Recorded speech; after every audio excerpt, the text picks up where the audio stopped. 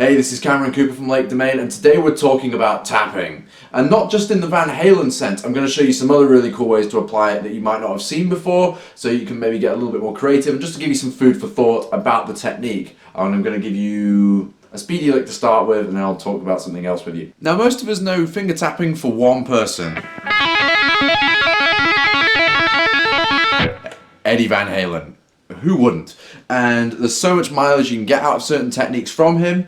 However, there is one way of doing it that I've always enjoyed that might be a bit more inspired by Randy Rhoads, which comes from a live version of Crazy Train, where instead of doing, like in the studio version, where you've got the double tap with this hand, which to me sounds, I think, a bit slow and a bit too percussive for my opinion.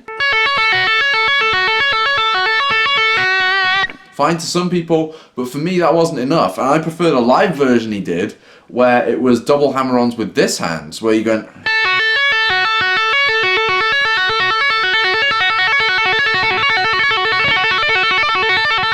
To me that's far more blistering and bubbly. And what's so cool with this idea is that you can apply it to not only just single note lines on one string, for example, you can also do it with scales. So for example, if I outline the B minor pentatonic, you can tap, if you like, the 14th fret of all 6 strings and just start off.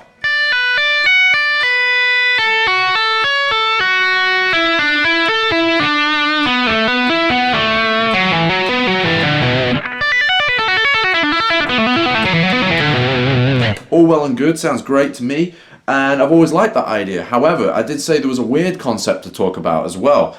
Supposing you've dialed in a clean sound or just like a warmer ambient tone, so supposing I crank up the reverb on my Yamaha THR here, that kind of a hammer a chord on, then maybe outline F sharp minor pentatonic scale.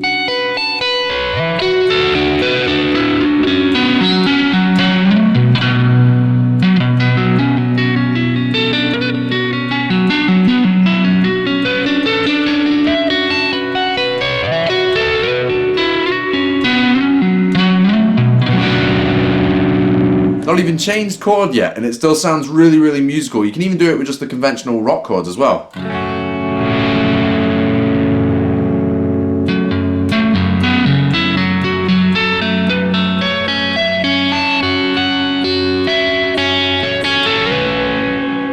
I'm just outlining the pentatonic scale with this hand here, and you can create so many different ideas. I've just left that in there to give you some food for thought. Thanks very much for watching this video, you guys. I hope you've liked what you've seen in this video. I'm using a Charvel DK24 with Elixir 9-42 gauge Optiweb strings.